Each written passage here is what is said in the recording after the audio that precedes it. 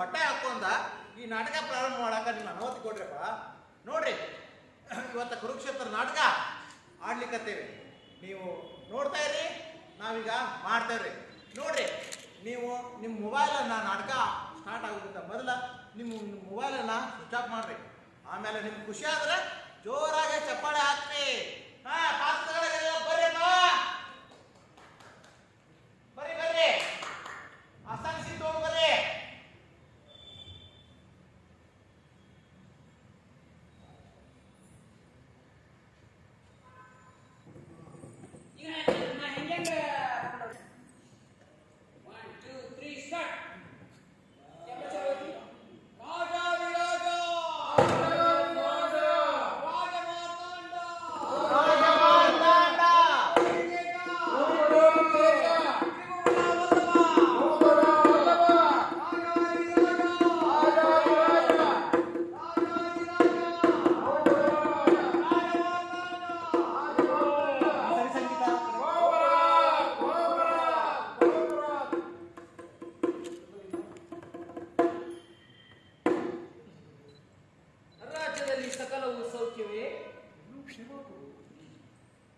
ಹಾಗಾದರೆ ಈಗ ಒಬ್ಬ ರಾಜನರ್ತಕಿಯನ್ನು ಬರಮಾಡು, ಅವಳಿಂದ ಒಂದು ನೃತ್ಯವನ್ನು ಏರ್ಪಡಲಿ.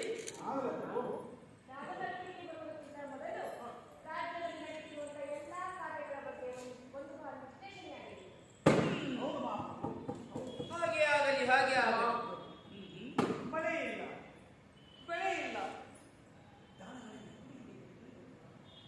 ಮನುಷ್ಯರಿಗೆ ಸೂಕ್ತವಾದ ಆಹಾರ ಇಲ್ಲ. ಹೀಗಾಗಿ ಪ್ರಜೆಗಳ ಬದುಕು ಅಷ್ಟೆಲ್ಲ ಶಾಲಾ ಮಕ್ಕಳಿಗೆ ಶೈಕ್ಷಣಿಕ ಕಲಿಯಬೇಕು.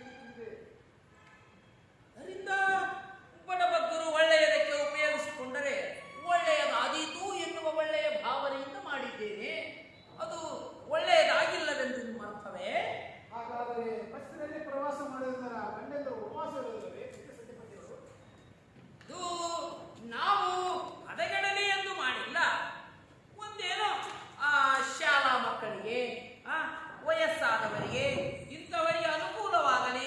ಕೆಲವು ಜನ ಕುಡುಕು ಗಂಡರಿರುತ್ತಾರೆ, ಮನೆತನದ ಜವಾಬ್ದಾರಿ ಇರುವುದಿಲ್ಲ, ಅಂತಹವರಿಗೆ ಹೋಗಲು ಬರಲು ದುಡಿಯಲು ಅನುಕೂಲವಾಗಲಿ ಎನ್ನುವ ಸದುದ್ದೇಶದಿಂದ ನಾವು ಮಾಡಿದ್ದೇವೆ.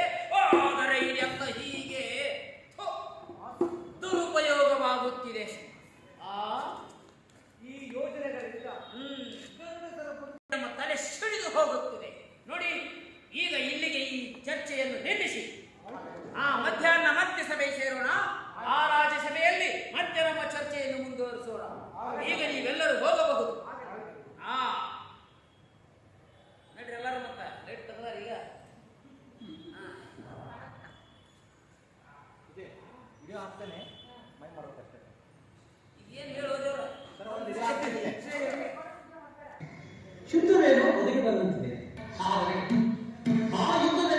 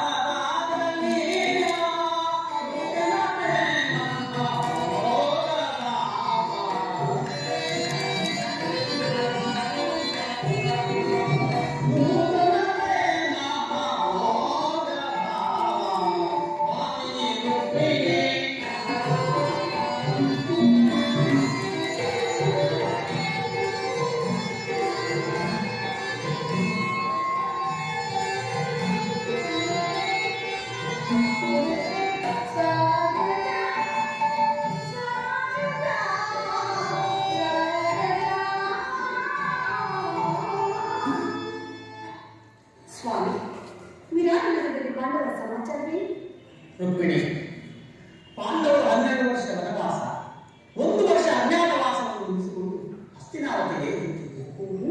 ವಿರಾಟನ ಪುತ್ರಿಯಾದ ರುದ್ರೆಯವರಿಗೆ ಅಭಿಮನ್ಯುನ ವಿವಾಹವಾಯಿತು. ತನಗೆ ಬರಬೇಕಾದ ಹಂತರಾಜ್ಯವನ್ನು ಕೇಳಲು ಯುಧಿಷ್ಠರನು ತನ್ನ ಪುರಪುರೋಹಿತರಾದ ಧೌಮ್ಯನನ್ನು ಸಂಧಿಗಾಗಿ ಯುದ್ಧವೇನು ಅನಿವಾರ್ಯವಾಗಿ ಮತ್ತು ಒದಗಿರುತ್ತದೆ. ಪುನಃ ಯುದ್ಧ. ಹಾಗಾದರೆ ನಿಮ್ಮ ವಿಶ್ರಾಂತಿಯಲ್ಲಿ ನೆನಪಿರುವುದು ಗೋಪಿಕಾಂಬರಿ ರಾಜಕಕ್ಷ ಚಂದ್ರಿಕೆಯನ್ನು ಈ ದ್ವಾರಕ್ಕೆ ಕುಸುಮ ಚೇಂದ್ರಿ ಮನೆಗೆ ಅಹಂಚಿದ ಕಣ್ಣುಗಳಿಂದ ಅನಂತ ಭೋಗದ ಹರಿಸಿರುವುದನ್ನು ಕಾಣಬಹುದು. ನಿಮಗೆ ಸಾಧ್ಯವಿಲ್ಲ ಪ್ರಿಯ.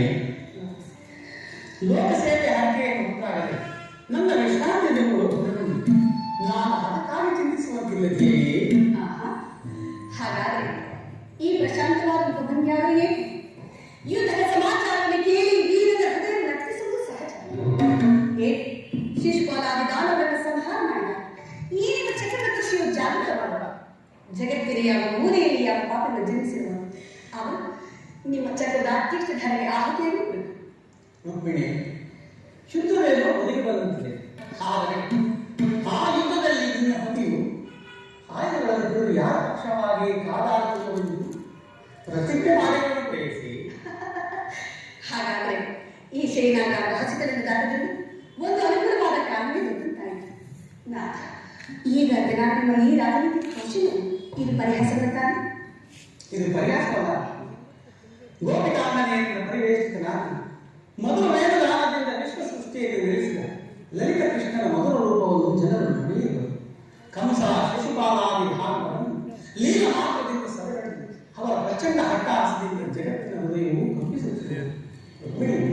ಈ ಸಾರಿ ಯುದ್ಧವು ಪ್ರಾರಂಭವಾದಾಗ ಇವೆರಡರಿಂದ ವಿಭಿನ್ನನಾದ ದೇವರ ಕೃಷ್ಣನನ್ನು ಜನರು ನೋಡುವುದು. ನಾನು ನಿರಸ್ತನು. ಆದರೆ ಕುರುಕ್ಷೇತ್ರದ ಯುದ್ಧ ಸೂತ್ರವು ನನ್ನ ಕೈಯಲ್ಲಿ ಚದುರಂಗ ಭಾರಗಳಂತೆ ದರ್ಪಾಂತ ಕ್ಷತ್ರಿಯ ವೀರರನ್ನು ಇಲ್ಲಿಂದ ಅಲ್ಲಿಗೆ ನಡೆಸುತ್ತದೆ. ಶಸ್ತ್ರಾಸ್ತ್ರಗಳ ಸಂಗ್ರಹವೇ ಬಹುಶಃ ಪರಮಾವಧಿ ಎಂದು ಜನರಿಗೆ ತಿಳಿಸುವುದು. ನಾನು ಆ ಅಜ್ಞಾನವನ್ನು ಹರಿಸುವುದು. ಮಾನವನ ಆತ್ಮಶಕ್ತಿ ಶತಕೋಟಿ ಶಸ್ತ್ರಗಳನ್ನು ಪರಾಭವಿಸಿ ವಿಜಯದ ಭದ್ರಪೀಠ ವೇಡಬಲ್ಲದೆಂಬುದನ್ನು ಜಗತ್ತಿಗೆ ತೋರಿಸುತ್ತದೆ. ಸತ್ಯದ ಚಿರಪ್ರಕಾಶದಿಂದ ಜಗತ್ತನ್ನು ಬೆಳಗಿಸುತ್ತದೆ. ಕುರುಕ್ಷೇತ್ರದ ರಕ್ತ ಪ್ರಳಯದಲ್ಲಿ ಸಹ ನನ್ನ ಕೈಗಳು ಸ್ವಚ್ಛ ಇರುವಂತೆ ನಿರ್ಲಿಪ್ತವಾಗಿ ಬೆಳೆದುದನ್ನು ನೀನೇ ನೋಡುವೆ ದೇವಿ.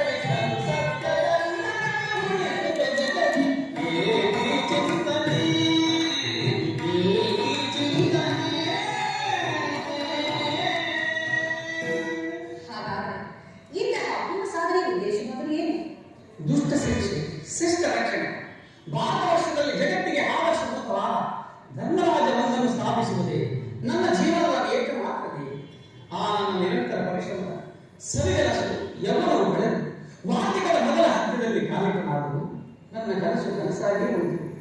ಹಿಂಸಾ ಪ್ರಿಯರಾದ ಅಸಂಖ್ಯಾತ ದಾನವನ್ನು ಹಣಕ್ಕಾಗಿಯೇ ಸಂಬಂಧಿಸಿದರು. ಆದರೂ ನನ್ನ ಉದ್ದೇಶವು ಸಫಲವಾದ ಮಾನವನೇ ಮಾನವ ಜಾತಿಯ ಪರಮಶಕ್ತಿ ಎಂಬುದನ್ನು ಹೇಳಿ ಹೀಗೆ ತಿಳಿದ ಮುಂದರಿಗೆ ಮಾನವ ಪ್ರಗತಿಗಾಗಿ ಮಾನವನನ್ನು ಮಾನವನಿಂದಲೇ ನಾಶಪಡಿಸಿದೆ.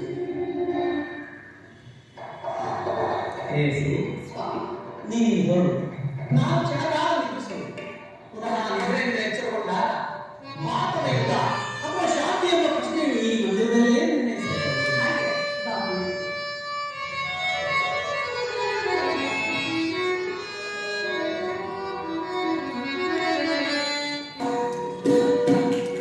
ಪಗಡಿಸು ಪರಮಾತ್ಮನೇ ನೀನು ಅವರೊಳಗೆ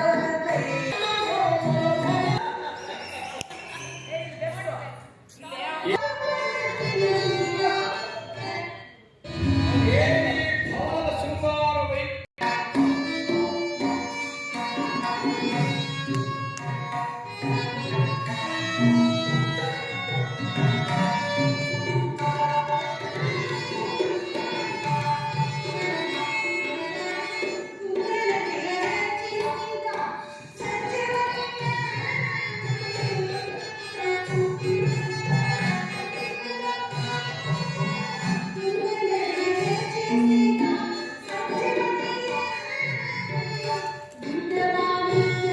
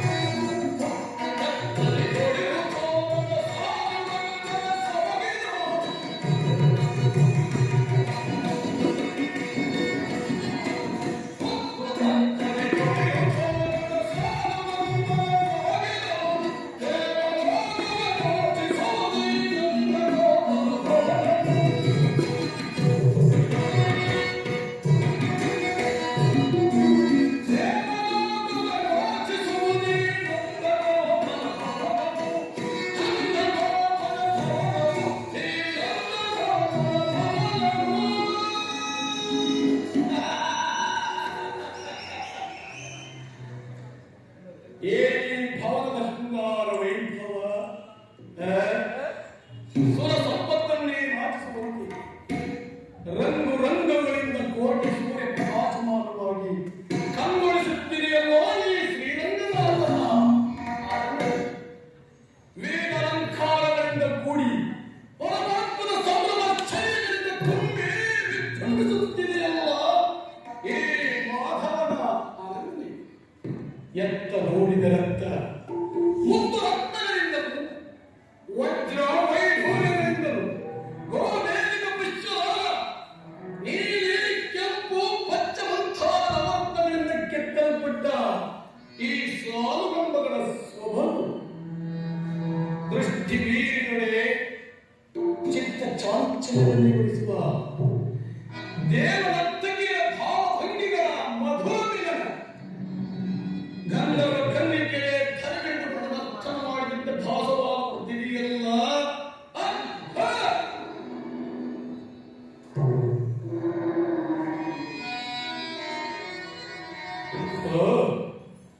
ಶಿಲಾಭಾಲಿಕೆ ಏನಿ ಶಿಲಾಭಾಲಿಕೆಯ ಕಣ್ಮಿಂಚಿನ ಈ ಪೊಡಿ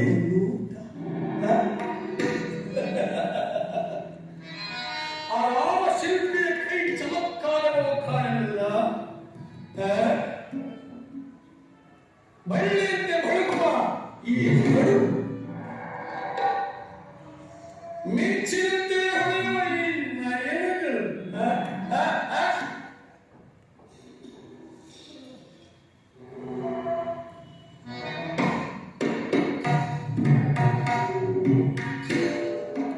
ಸಂಪಿಗೆ ಸೊಬಗು ಬೀರುವ ಈ ಮಧುಚಂದ್ರನ್ನೇ ಮೋಹಿಸುವಂತಹ ಮಂದಹಾಸ ಈ ವಾರಾಂಗಲಿಯ ಕಡೆಗಣ್ಣಿನ ಈ ಕುಡಿ ನೋಟವನ್ನು ನೋಡುತ್ತಿದ್ದರೆ ನಾವೇನಿವರು ನಮ್ಮ ಬಿಗಿದಪ್ಪೇ ನನ್ನ ಮನ ಕಾಟದ ಬರುತ್ತಿರುವುದು. ಸ್ವಾಗತ ಸ್ವಾಗತ ಗುರುಗಳೇ.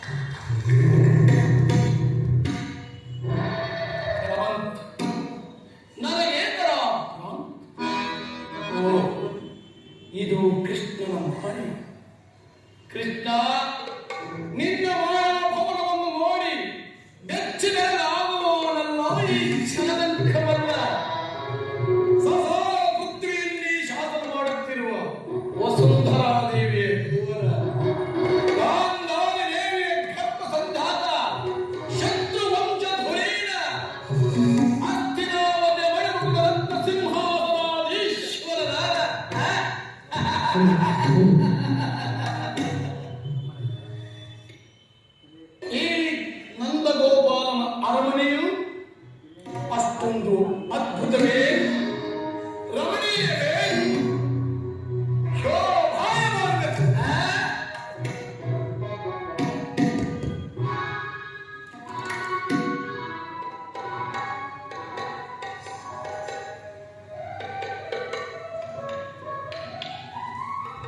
ಕೃಷ್ಣನು ನಿದ್ರಿಸುತ್ತಿರು.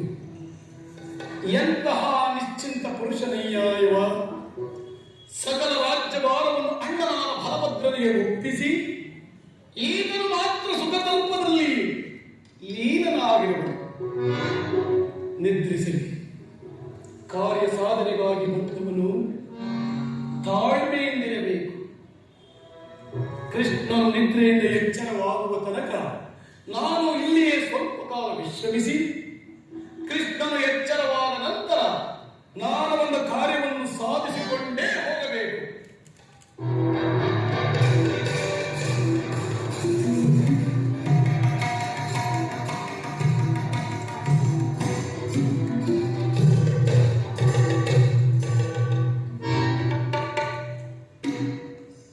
ಛೆ, ಪಾದಪಾಶಿ ಭೂಪಾಲಕನಾದ ನಾನು ಈ ಗೋಪಾಲನ ಪದದಡಿಯಲ್ಲಿ ಅಸಂಭವ.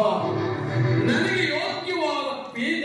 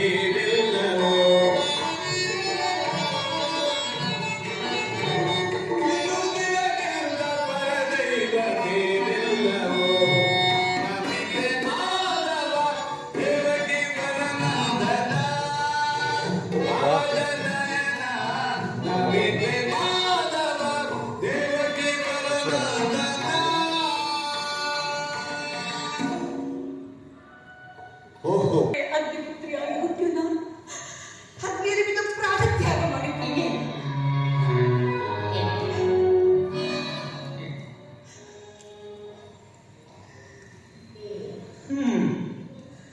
ಈಗ ಚೆನ್ನಾಗಿ ಸಹಜರ ಐವರ ಅಭಿಪ್ರಾಯವು